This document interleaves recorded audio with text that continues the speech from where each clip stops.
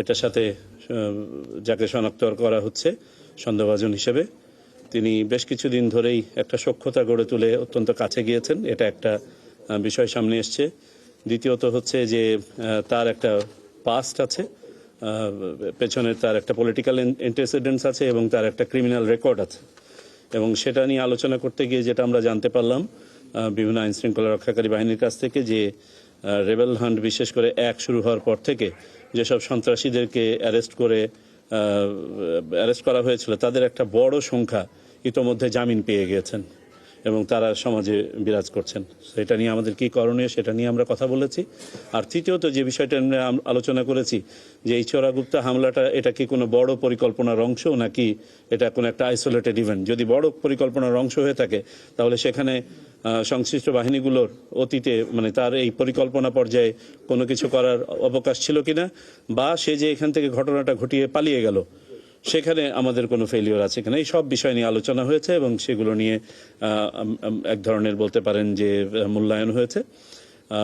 যাই হোক, পাশাপাশি আরও যেসব দুই একটা ঘটনা ঘটেছে আপনারা জানেন, দুটো উপজেলা পর্যায়ে নির্বাচন অফিসে আগুন ধরিয়ে দেওয়ার মতন প্রচেষ্টা হয়েছে, যদিও বা সেটা ফেল করেছে এবং সম্ভবত সেখানে একজন ছিল নাকি, আমরা সিসিটিভিতে যেটা দেখতে পেয়েছি একজন, তার মানে ওখানেও দেখা যাচ্ছে একটা স্প্লিন্টার বা ইন্ডিভিজুয়াল একটা ফক্স এই কাজগুলো করার চেষ্টা করছে। তো এখান থেকেও একটা ধারণা পাওয়া যায় যে চোরাগুপ্তা হামলার সম্ভাবনা, আমরা এগুলোকে উড়িয়ে দিচ্ছি না, সামনেও যে এটা সম্ভাবনা নাই তাও বলছি না।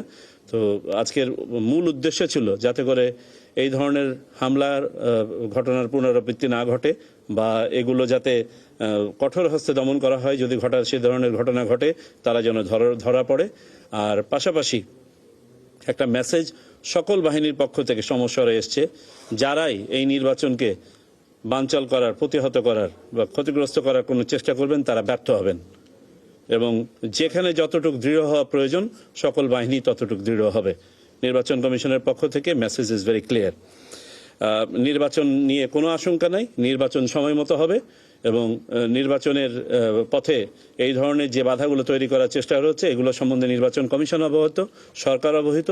আজকে আমরা সন্তুষ্ট হয়েছি সরকার তথা আইন প্রয়োগকারী সংস্থার যেসব কার্যক্রম এই পর্যন্ত নেওয়া হয়েছে সেগুলো নিয়ে আমরা সন্তুষ্ট, তবে যেসব জায়গাতে আরও অধিকতর কাজ করার অবকাশ আছে সেগুলো নিয়েও কথা হয়েছে।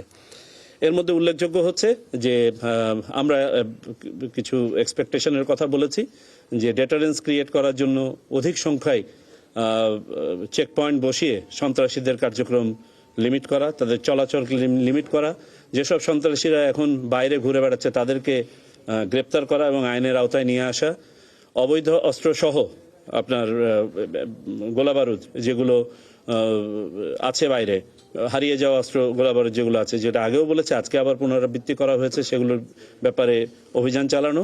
আমাদেরকে আশ্বস্ত করা হয়েছে গতকালকে থেকে রেবেল হান্ট নামে যে অপারেশনটা প্রথমে হয়েছিল তার দ্বিতীয় ফেজ গতকালকে থেকে আবার শুরু হয়েছে। এটা সমন্বিতভাবে চলবে। গোয়েন্দা কার্যক্রমের উপর আলোকপাত করা হয়েছে এবং এই গোয়েন্দা কার্যক্রমের অংশ হিসেবে সংশ্লিষ্ট সকল বাহিনীর গোয়েন্দা উপাত্ত যাতে করে সমন্বয় করা হয় সেটার ব্যাপারে কথা বলা হয়েছে।